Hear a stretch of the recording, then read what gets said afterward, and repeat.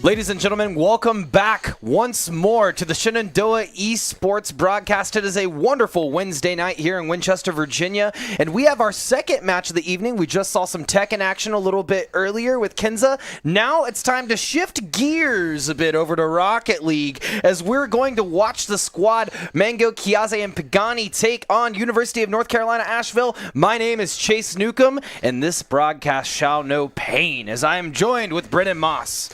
Hello, everybody, and you may be thinking, hey, where's our normal Rocket League duo? Well, you're stuck with us tonight. This is my first time casting Rocket League. Exciting. At all. I'm excited. My first time in a minute. I was talking a little bit behind the scenes. I started my casting career in Rocket League and Overwatch, but I haven't really revisited it in a while. But, I mean, Rocket League, unlike a lot of other esports, there's not a whole lot that changes about the mechanics of the game. There's new mechanics that you might find out, but the overall mechanics pretty much remain constant. Yeah, it remains pretty constant, just like normal soccer. Let's take it over to the divisions, though. Speaking of normal soccer, let's take it over to, similar to, the divisions of what we have going on tonight. Like I said, we are up against the University of North Carolina, Asheville. They are 0-5 going into the season. We're hoping to make it 0-6 after tonight. Shenandoah University, your SU squad, sits at a pretty 2-3. So this could even out their season for them if they win this match tonight. And while it does look like 2-3, that's a little tough. If you look at the game differential, as we switch over to the head-to-head, you'll see that the games won versus the games lost for Shenandoah, they're right on the mark, 15 versus 16. If they win in 3-0 fashion tonight, that'll put them over the 50% marker for the season. Yeah, this is a huge opportunity for Shenandoah. Now, there have been a few close series, especially on the NECC side of things. We are in NACE, but tonight we are playing NECC. Mm-hmm. There's been a few heartbreakers, a couple game 6s, a couple game 7s. Mm-hmm. Where maybe we were going back and forth at first, and then we lost the last game, or we were mounting a comeback, and then we just fell short at the end. This is a huge opportunity, like you mentioned before, and as the viewers will see on their screens right now, we are 2-3, playing into a team that's 0-5, looking for its first win so far this season. Speaking of the team, as you can see right here, UNC Asheville consists of Sunday Driver, Grizz, and Kuzo. Tonight, we will see our main roster squad go up against them, Kiaze, Mango, and Pagani. You brought up an interesting point a minute ago as well, Moss, and that is that NECC is a best-of-7 Rocket League series, so we will not be seeing a best-of-5 tonight. It could go the distance to Game 7, and we'll see if our players have the mileage to take them there. Yeah, and I've almost seen a few times, like, I have some stats pulled up here on my laptop, my trusty old laptop. We've played multiple game 6s. We've lost 2 or so. I think we might have lost 3. We've won 1. We've also lost 1 game 7. Might be different than that now. I don't know if this is completely updated. We've also won a game 7. So stamina is a big part. Mm-hmm. It's a big question that needs to be answered tonight. But also, we are playing into an 0-5 team. Yes. I think that if we catch momentum early, we should be okay. Yeah. For the series. There will be very simple things that we need to see the squad overcome, and my fellow Akatsuki member, Kiaze, throwing on the anti-Leaf Village. Oh, no, that's actually not Leaf. That's Village Hidden in the Cloud headband he has going on. I love that. Okay. We're both just a couple of Akatsuki members out here making our way through the world. But like you mentioned, a couple of things that they'll have to focus on tonight. 1, they got to win those kickoffs. 2, they can't just be clearing the ball, throwing the ball willy-nilly. They've got to be efficient with their passes and get it in. And 3, most importantly, don't get tilted. We've seen this roster a couple of times get down and bad, and they count themselves out, when in reality, all they had to do was sharpen their edges, get it a little bit more, tune some things up, and they could have come out in the series on top. But unfortunately, we've seen sort of that mental plague come in and out this season. We'll see if they have the mental resilience to overcome anything that comes their way tonight. Yeah, one thing I've noticed sitting in the back for production, I haven't been casting, but I have been directing and working with production for Rocket League this season. One thing you notice watching their games is momentum spirals against them very quickly. One goal quickly becomes 4 goals, and now they're down in a hole when maybe the first 3 minutes of the match, they were keeping close on some really good teams. It quickly spirals out of control, and they lose a game that they might have should have won, and it gets away from them really quickly. However, we have seen some bounce-back moments. There was a series, I can't remember who it was against, but they went down 0-3, and they brought it to Game 7. They lost there, but they brought it back. If they can get to that mental state of, okay, let's shrug off. We lost 2 straight games. They might have looked bad.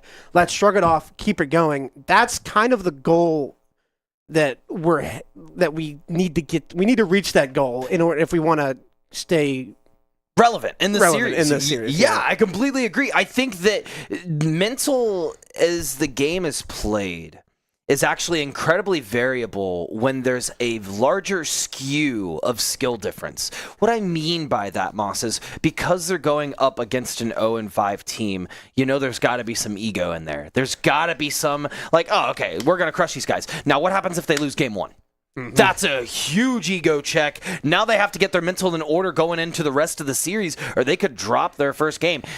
That's what's interesting to me about the broadcast tonight. We had Tekken earlier. Tekken, very much a similar sort of game where you get caught up sort of in the ranking. You get caught up in, I have this much points versus their points. I'm this rank. I'm going to be way, way better. Then you get into the match. They start pulling out the tricks. You don't have an answer for it, and suddenly you're behind. It's in those moments you got to have a seal-tight mental in order to win those games, overcome it, and not get in your own head. Yeah, and unlike Tekken, while Rocket League is a very fast-paced game, it is over a longer period of time. Yep.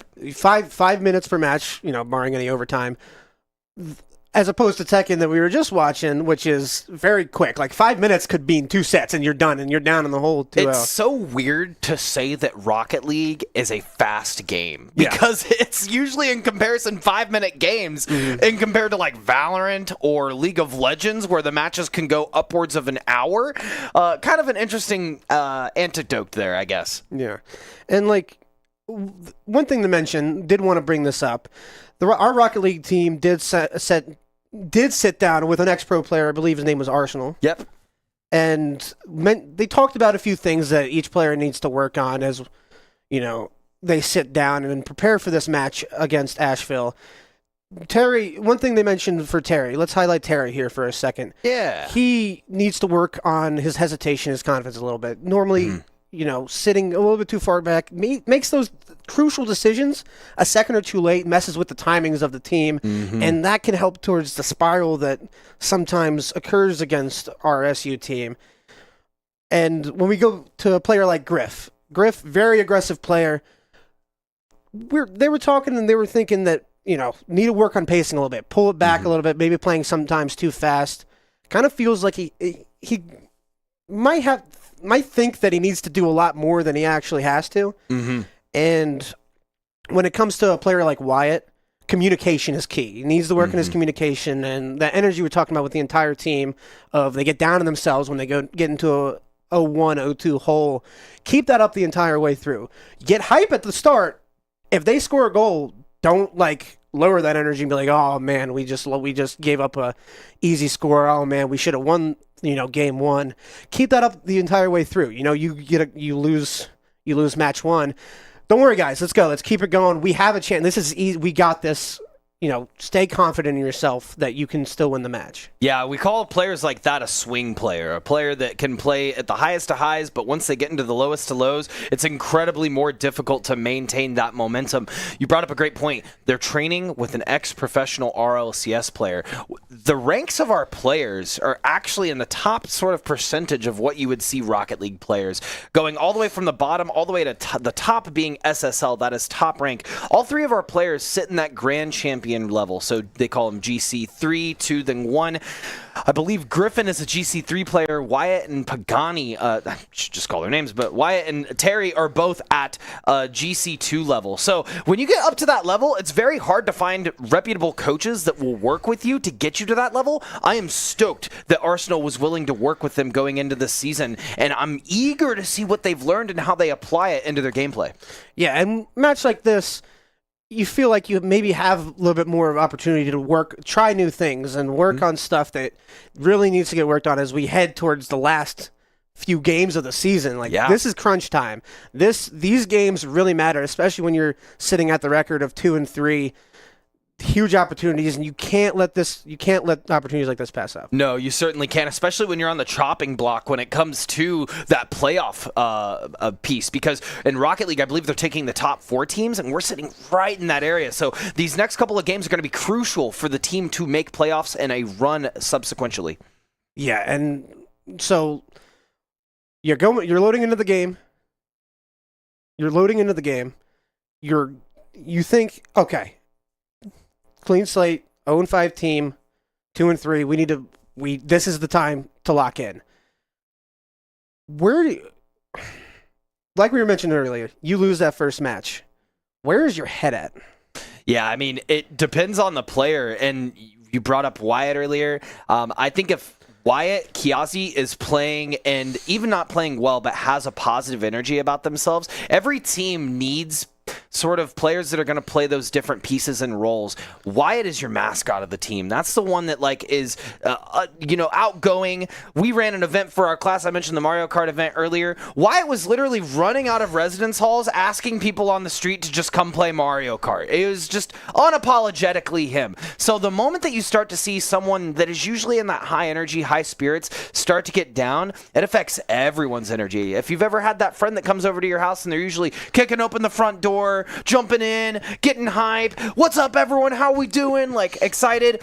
And they come in one day and they kind of saunter through the door, head down, not really looking at anyone, on their phone. The vibes have changed, right? And you don't want to show your hand when it comes to Rocket League after that game 1, if you do have a loss, going into the series. So that's Wyatt. We take a look over at Griffin. I think Griffin, being the team captain here, just really has to rally everyone around whatever he is seeing in game. They are very good at listening to him and following up accordingly whenever he's talking. It used to be, and I want to say abrasive for lack of better terms, but the communication style, as this roster's been together for a long time, has started to click. So if we see both Wyatt and Terry listen to Griffin and really lock in that communication, we're going to see things flow well tonight, regardless if they win or lose game 1. Now we flip over to Terry, right? I think Terry as well gets in his own head just as much as Wyatt does, and if they're able to keep the flow, play exceptionally well, listen to Griffin, and not hesitate, because even as I was watching him warm up, I was seeing some hesitation come out, and Griffin called him out on it. He's like, you know what? Be confident. Jump in there. And he was like, you know what? I got this. He shook it off. I'm excited for that sort of energy going into tonight, because if they can overcome that against this team, like you said, Brennan, this is going to be an exceptional setup to start utilizing this as an opportunity to work on some things that they've maybe seen slip throughout the season. Yeah, it's going to be a fantastic opportunity here tonight for our team. And it looks like the opportunity is knocking at the door, because we're getting ready to go into game 1 of this series. Super excited to see what's ahead as we face off against the University of North Carolina, Asheville. Yeah, but before we do that, it looks like we do have an ad break coming up. Don't go anywhere. After these ads, we should have game 1 up and ready to go for you guys. Shenandoah University is a big little university rising. With 22 Division III sports teams, over 200 areas of study, over 300 annual performances, an elite academic esports program, nationally ranked health professions programs, one of the biggest university presences on Broadway, immersive AR and VR learning programs, cybersecurity and computer science programs, and innovative undergrad and graduate programs. all at a place that cares for you. Shenandoah University is the big little university rising. Find out more at su.edu/rising.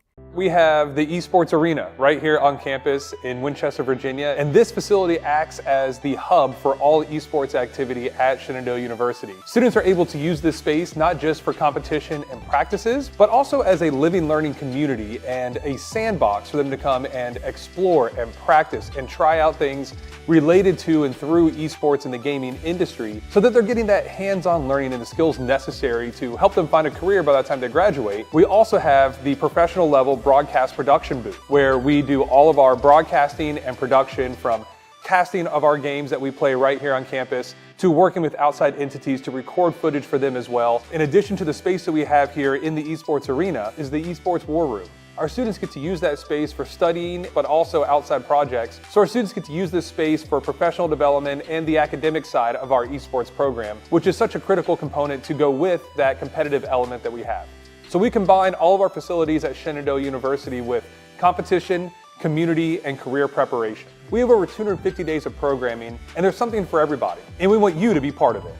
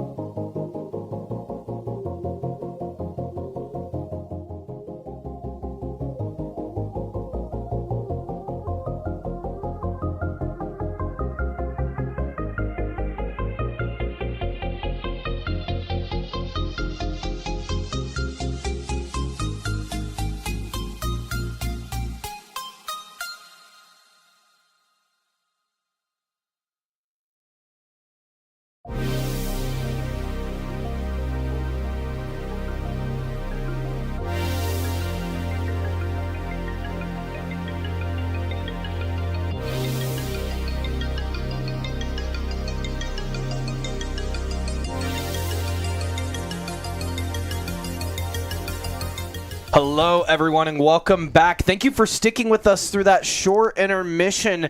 Once again, I'm Chase Newcomb, joined by Brennan Moss and my fellow Akatsuki member here, Wyatt. Wyatt, how you feeling after the big win tonight? Because since the team didn't show up, it's been about 25, 30 minutes. That's going to be a big ol' FF, sending them to the 0-6 territory. What kind of genjutsu did you put on them to make this happen? Actually, I didn't do anything. Is it just aura? Yeah, it was It's just aura. Like aura, yeah. They saw who they were playing tonight, and they backed down. Substitution jutsu, got out of there. Real. Yeah. Yeah. Smoke bomb. Ran away. Yeah. Yeah. That was, there was some forbidden stuff going on, I some feel forbidden like. jutsu, perhaps. But we don't speak about that. Ever. Yeah, Ever. no, Ever. never. Yeah. We're talking about anything. So my question for you tonight was, what were you excited about going in tonight? And if now it's done, what are you excited about going into next week? Well, over this past week, we actually had a training session with Arsenal. How'd that go? It went great. He really gave us some insight on what we can fix on our gameplay. And honestly, we were really excited to play a match this week because we got this brand new game plan and we were trying to see how it would work out. And unfortunately, they forfeit. So Be like that. but going into next week, we're still gonna have that same game Okay, plan. cool. Yeah. It's like, going into next week, we're switching it up. No. Cool. Yeah. You know what? Final question. Chase, you stole my question, so I'm just going to ask a fun one here. Who's your favorite character in Naruto? My boy Pain. You know, we gotta keep our exchanges gotta stick together. Okay, I see. Even though I'm wearing a hit and miss headband, I do like the hidden rain. Nagato technically is not a redhead. He used his dead friend's corpse and controlled through that. But, I digress. If you're not watching Naruto, I don't know what you're doing. Happy Halloween. You should be watching Naruto. It's the greatest anime Dress out up there. from Naruto. Have a happy Halloween. Yeah, you should. Happy Halloween indeed. Halloween coming up this week. If you haven't, get your candy together, start passing it out, go to your local trunk or treat, support your local community. But with that, that's all we have on broadcast tonight. My name's Chase Newcomb. I was joined this evening by Brennan Moss and then most recently my fellow Akatsuki member Wyatt. We will see you again next week for more Shenandoah Esports action. If you haven't, click that follow button, click that like button. We love you and we'll see you soon. Peace.